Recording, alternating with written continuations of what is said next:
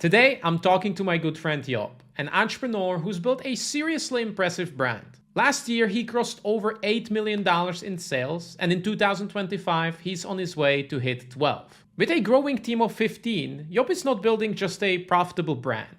He's building a business that's fun to run. In this conversation, you'll learn how he started as a solo seller and scaled to a full team. Why hiring is not an expense, it's a strategic investment. How he attracts top talent and keeps them engaged. And why he's optimizing both for growth and enjoyment instead of burning out for an exit. If you are trying to scale your business and you feel like you are doing it all alone, this one's for you. So let's dive in. So last year you hit over $8 million in sales. But before we dive into that, into your current business and all of those people working in your business, I would like to take a step back and ask you, how did you even start?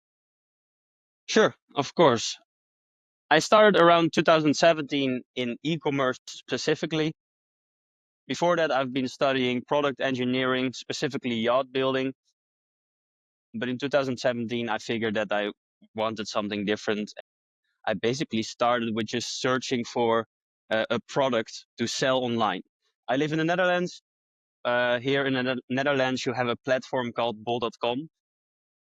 It's basically the same as Amazon, it's just a different platform very specifically made for the Netherlands. And what we did back then, or what I did on my own back then, is I found a product through friends and family that was not very known. It was coming up in the United States. Actually, it was a weighted blanket. Everybody pretty much knows it. Right now, we're the bestseller in Germany, but back then we were pretty much nothing.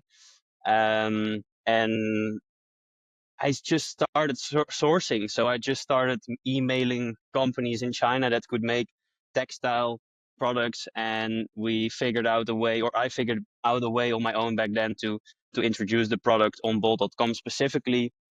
And it kind of grew from there. So one product, one brand, and basically that's where it started. Yeah. Mhm. And what was your initial vision for the business? Why did you decide to launch an e-com business? That's a good question. I've never really thought about the initial vision when I really started out. I just liked, back then already, I liked to create things. I just liked to build things, develop things. That's also why I did a study in yacht building. Only that niche was very old school and it was not so fast paced. So I was trying to figure out a way of a new challenge, and I just started. But after I think 3 years, I did something like 700,000 euros in revenue, and I figured, dang, this is interesting, and I can literally live from it, and it could be a serious future. And after 3 years, I also met my partner, and we kind of decided to grow throughout Europe, and from there it started to become a real business, I would say. Yeah. Mhm. So when you launched, you were still a student? Yes, basically, I would say an kind of internship between an internship. I was working in a company uh, as like the first year of a company. I was working in yacht building. It was the very first year.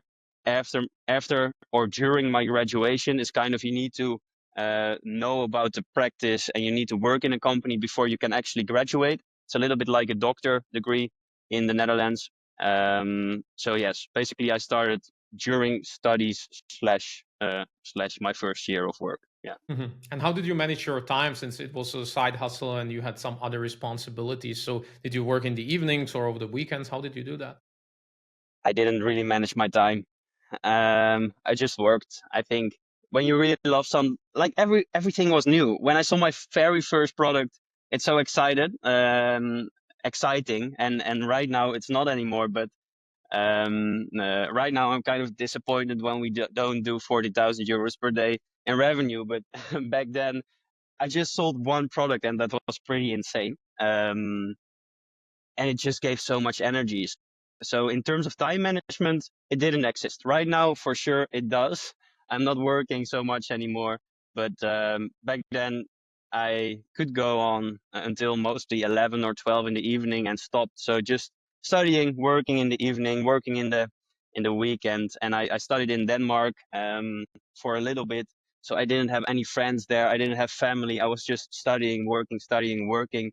And I think it went on like that for 1 to 2 years. And then it became kind of more peaceful, I would say. Yeah. Hmm. And at what point did you realize that you needed to transition from solopreneur to actually bringing people on board and partnering up with others? That's a good question.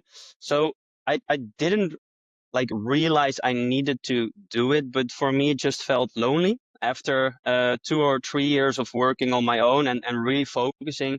I've pretty much never done something halfway. So for me it was just really going all in. And then you end up working very much. And after a year I quit working in the company and studies. So I kind of worked in one of my parents' rooms for pretty much 12 hours per day. And after 2 years of doing that, I just had enough of being on my own. And I actually realized I want to do it with somebody. So I tried to find a partner.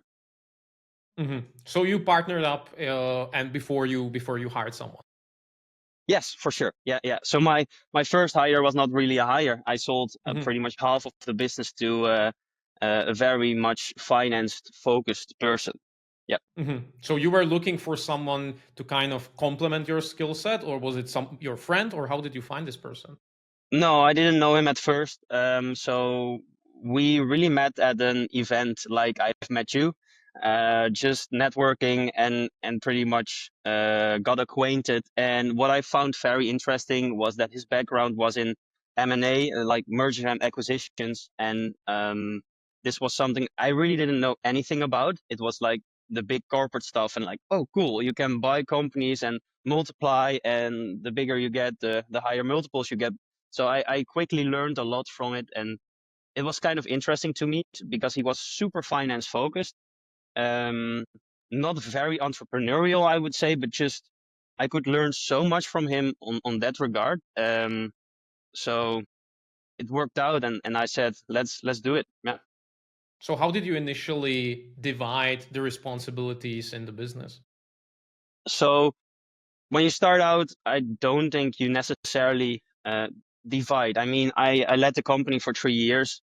When he joined, it was doing around 1 million euros in revenue, and um, he just needed to learn everything about it from his perspective, and that was really a finance perspective. So we started optimizing costs, like unit costs with the factory, payment terms, bank loans, all of those things really from his perspective, and we kind of together created a new company. It was basically the same product, but everything was new. So we did it from scratch all over and over again. We kind of reinvented the company. Yeah. Hmm. Majority of sellers I know are working on their own. They don't have a co-founder. Would you recommend it? Do you think it's way better, or do you think it's just for some people who really need someone by their side? I think it's super hard working together with somebody, but because you're pretty much married. I told this to my girlfriend as well. Like I'm married with two people, right? My girlfriend for the past 8 years and him for the past 4 years, 5 years. And it's not easy at all. But on the other hand, you're just a one man army. You cannot do anything. And I also realized that um, the worth of getting knowledge from a different mind and the perspective from a different mind is actually, you could not realize it before, but after working together with him for so long, I've learned so much that I would never learn before. Like if I would have not joined together, or if I would have not met him, um, I would basically not have that knowledge. So you, as a person, just simply grow very, very rapidly, and that's kind of beautiful. And I basically love learning. That's also what I really wanted. That's maybe one of the few reasons why I started doing e-commerce and building a business, because for me it's pretty much the easiest and fastest way of learning, developing, also personally, and doing it with somebody doubles that, I think. Yeah. Hmm. Before our call, you mentioned that now you are basically a team of 15 people and still hiring. So who was your first full-time hire? Yeah, that's true. When I started out with my partner, we were with two people, so that you could not really say that's a hire. And the first hire we started in the Philippines. It's a pretty common thing to do. We wanted to use most of the cash flow for the growth of the business, investing in stocks, etc., etc. Money is expensive when you just start out, and you just want to pretty much use everything to put in the business and compound. So what we decided to do is to go to the Philippines and hire a person. The first person was a supply chain specialist slash assistant. I would more call her a specialist. It's not a VA. We really focused on finding somebody in the Philippines for 40 hours that had um, an, a study, a university finished in supply chain, and that's where we started. The second one was a PPC manager for Amazon for the German expansion that we did. Yeah, and so on. And in that way, we paid those people pretty well. We paid them between the 1,200 and the 1,500, and for them, that's a seriously decent loan. Of course, you can buy a lot in the Philippines. If you've ever been there, you know. So we got a pretty good person right from the start, and she's still working with us. So she's great, and that helped us very much. Yeah. Hmm. You also mentioned that some of your team members are hired locally and you have your own in-house office. So what is the split of remote employees versus in-house? Yeah, yeah, for sure. We started with the Philippines because it's efficient and effective. And also, by the way, what I figured was we are living in the Netherlands. It's a super small country, and the knowledge of Amazon is actually pretty small. It's very funny because when we started hiring in the Philippines, and then I'll dive into your other question, but when we started hiring in the Philippines, we noticed that the kind of the knowledge of Amazon when you hire kind of senior people with 5 to 8 years experience is quite high because they work with American companies all the time. And we actually hired on Amazon knowledge specifically because we wanted to go from a different platform to Amazon, and that's kind of where we started. And at a certain point, you have 7 employees there, that I was mostly managing because I'm really the people manager, and my partner was more focused on finance and all of that stuff. And then you realize you sort of split yourself through each department. So we hired somebody for each department, supply chain, then 2 people on supply chain, PPC management, design, a general VA for SEO purposes, etc., etc. And at a certain point, you just need to hire people to bring your company to a next level. And for us, it really only started approximately 1.5 to 2 years ago, because back then I think it's nice to know that we did approximately, I think, I don't remember exactly, but like 3 million euros in revenue. So at that point, we actually had a little bit of room to invest in a really good person.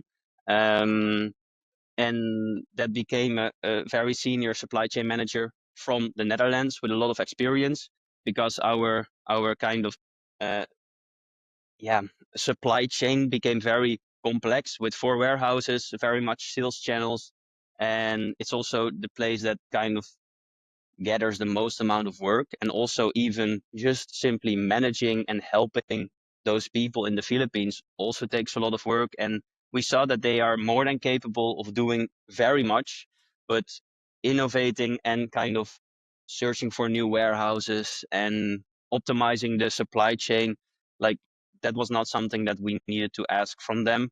It's not their, like, they rather also just worked and wanted to perform on the tasks we have given them, but you couldn't really ask them, hey, this is where we wanted to go. How would you get there?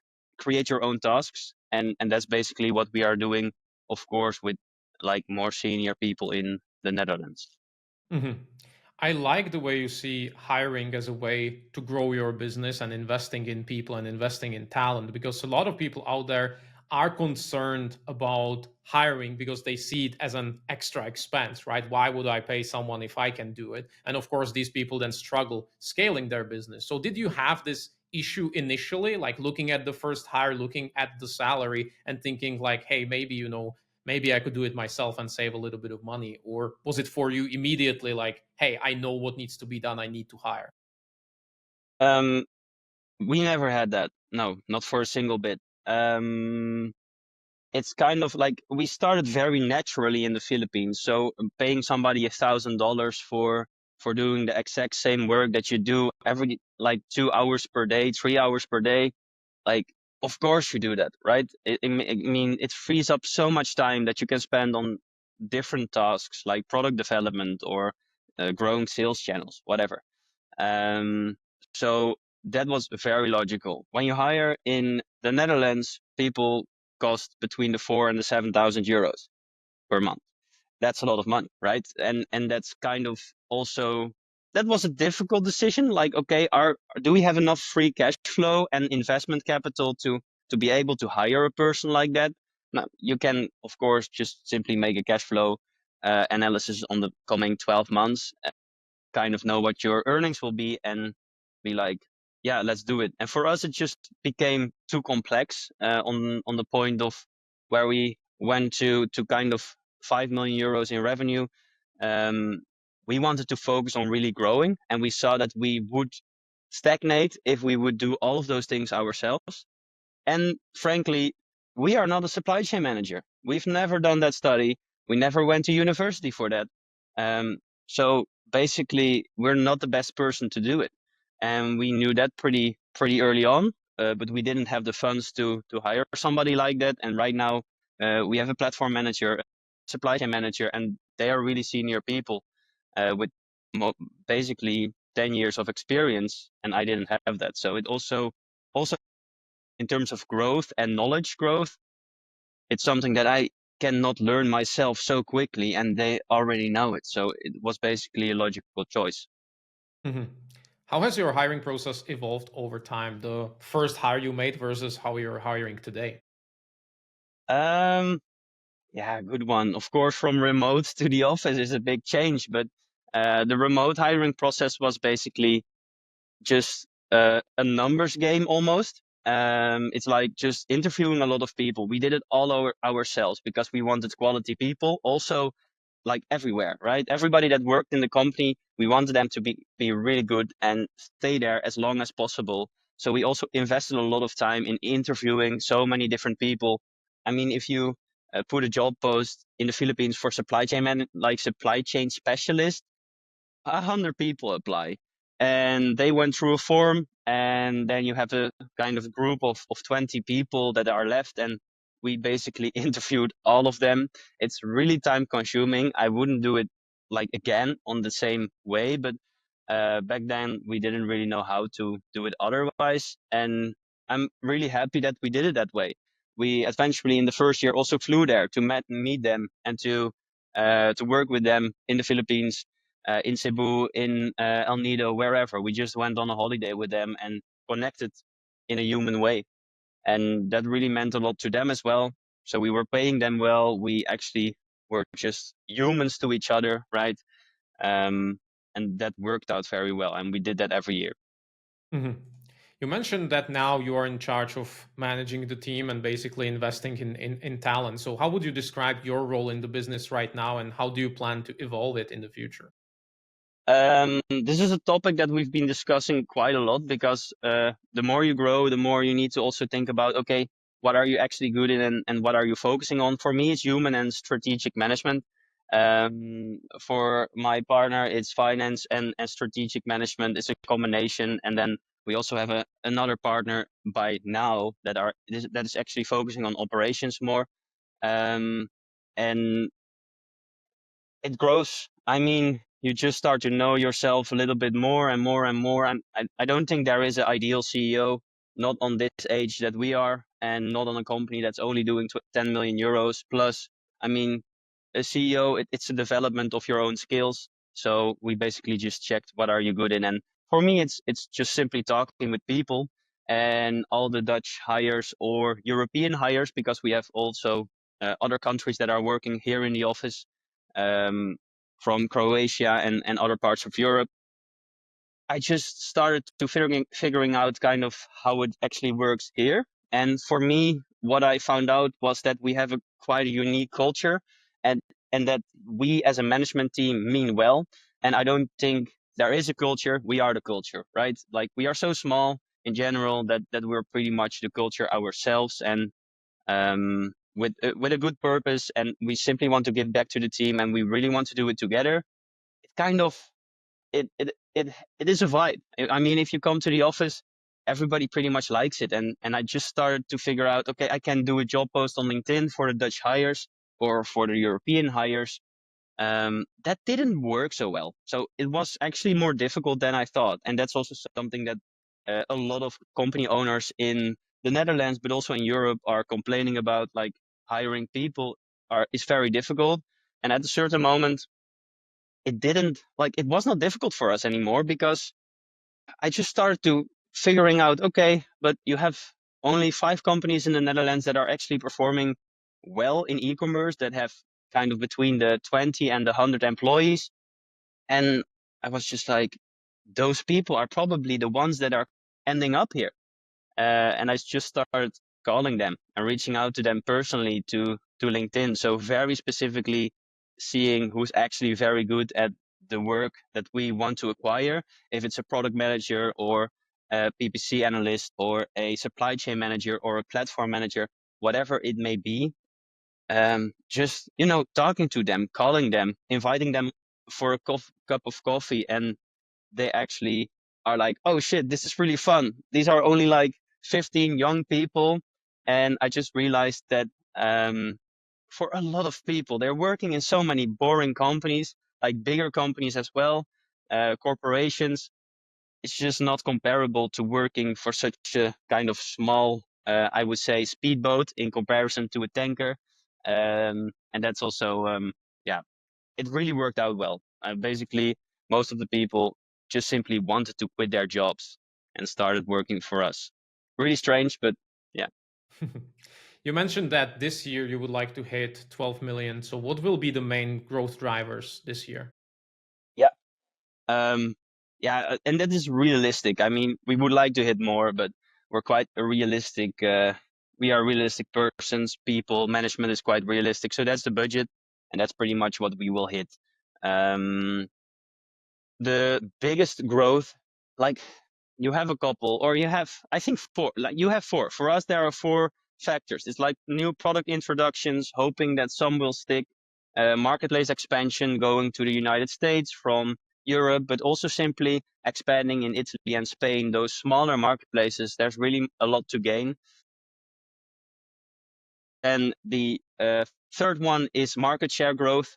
So basically, we are most of the time with our top selling products around the third, second, fourth position. So market share growth is a big one. We can grow from 15% to 20%. And that's huge, right? So like a lot of focus is on that one, especially for the products that are already selling well.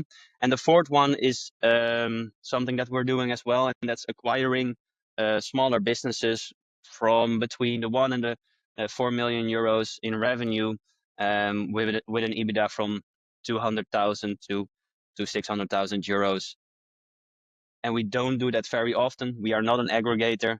But when there is a match in the health and wellness industry that we are focusing on with all of our brands and the portfolio that we manage, it's of course very nice. Most of the time you have brand owners that don't really want to grow, or they don't want to hire personnel, and they kind of get stuck at the 1 to 2 million euro level.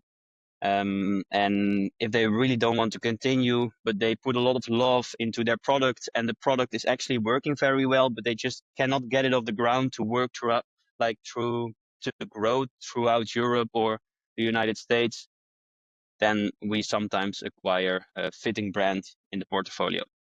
Mhm. And do you have an ultimate goal for the business you want to potentially exit, or what are your plans? No, I don't literally want to exit. I would like to. So basically, the goals are, of course. I mean, I don't believe you will be happy from earning a lot of money. Where I mean, we can quit right now, and then we would be pretty okay. Um, but what I would love to do is just create a really cool culture here, probably with 10 to 20 people in the office. And probably at a certain point, we would like to invest in an office in the Philippines as well and get 20 to 40 people there and also invest in that culture in the Philippines. We really love the Philippines. We've been there quite a lot of times. It's a great country. Would really recommend to go there, especially El Nido. But that's basically the main goal. Just making it fun for everybody, creating um, a really cool thing, organic growing thing, and doing it with fun people. Everybody that I hire could be my friend. They are not my friend because it would not be very chill in terms of management, but they really could be. It's just a group of very enthusiastic young people or humans between the 25 and the 45 that just like to work on something with passion and try to really do what they are good in, trying to find their unique ability.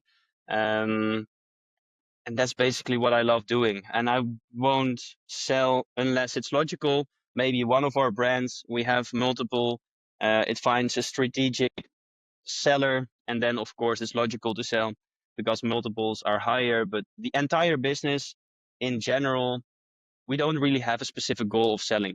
The goal in 3 years is between 25 and 35 million euros in revenue, or in yeah, approximately 3 years.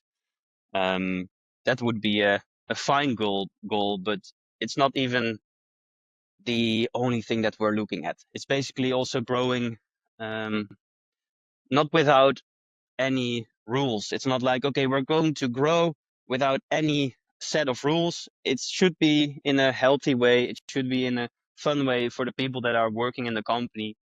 Um, that's pretty much it. Yeah. hmm A few weeks ago, when you were in Prague, we were talking about this topic that you are one of the few people I know that are optimizing also for enjoyment. Because I feel a lot of entrepreneurs think that they kind of need to decide whether they will make money or enjoy the journey. So their goal is to make money, exit, and then start enjoying their life. So I think you are proof that you can do both. So what would you say is your secret? Oh, I don't have a secret, but just be honest to yourself. Um, I think I love working, but I don't love working 90 hours per week. I did that for a little while, but it's not healthy. I have a girlfriend that I've been with for a long time, and I love my dog and just being out in the nature. So for me, um, if we can grow within a certain set of rules that I don't need to work more than 50 hours per week, it's pretty nice. When I can work with people that I really actually like, that's pretty cool. When I can travel the whole world, basically any time I want, and work from home or the office anytime I want, it's just, it's kind of freedom, not in terms of time spent, because of course I'm still working more than 9 to 5, I would say. Um, but it's decision freedom. That's a very big part. And make it fun for yourself. Try to eventually um, gain knowledge about yourself and grow personally to figure out, okay, this is actually what I really like. For me, it was specifically front end, product, and human, and then in a very kind of overarching way, strategic management. And for somebody else, it's finance and etc. So do what you will be happy in, like do what you are good in. Um, but I don't have a secret. And what advice would you give to solopreneurs who kind of struggle letting go and maybe they have a personal assistant, but they can't imagine, handing over their brand, their baby to someone else, especially if that someone else is across the world. So what advice would you give them? Mm, start small. Like we started with basic tasks.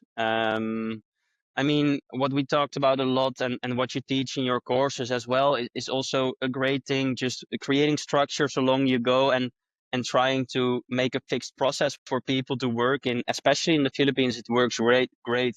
We are right now at the point that we ask a person, hey, this is where we want to go to. Create a process yourself, A/B test that. If it's really working, cool. Then onboard more people. So that's a little bit different, but just start small with probably the things that take the most amount of time. Figure out in a very early stage what you're actually good in and just focus on that specifically. And I wouldn't say that, like, for me, partnering up with people, not only my partner, but also other people, I've, I've learned the most from, for sure. And at this stage of my career or journey, um, the, the kind of best thing that I really enjoy is learning from those people that actually know a lot more about things than me. If they are explaining to me how you can, for example, set a certain amount of containers per year, and you can negotiate with forwarders about pricing, about adjustments, about flexibility, you can just simply book certain spots throughout every quarter and optimize your container prices. I'm like randomly saying something, but that's a lot of fun. We can learn from that, and we can grow. I also really like the fact that I don't think you need to keep on to all of everything that you're having. And for me, that was really letting go of also stocks, etc. Don't spend it wisely, because your company you can only give away once, but you can actually really use it to grow. So don't see your stocks in the company as it is your own. No, it's something from the business. You own it, but you can also play with it to grow. Um, there's a reason why all of those big company owners, CEOs, only have 9, 12, whatever percent left of their huge business. And again, spend it wisely, but you can really play with it and grow quite rapidly if you do so. Amazing. Thank you so much for coming. No worries. Thank you for having me. Well, and that's a wrap. If you want to learn how to build your own team, make sure to check out this video right here. It guides you step by step throughout the whole hiring process and how to build your own hiring funnels. I will see you there.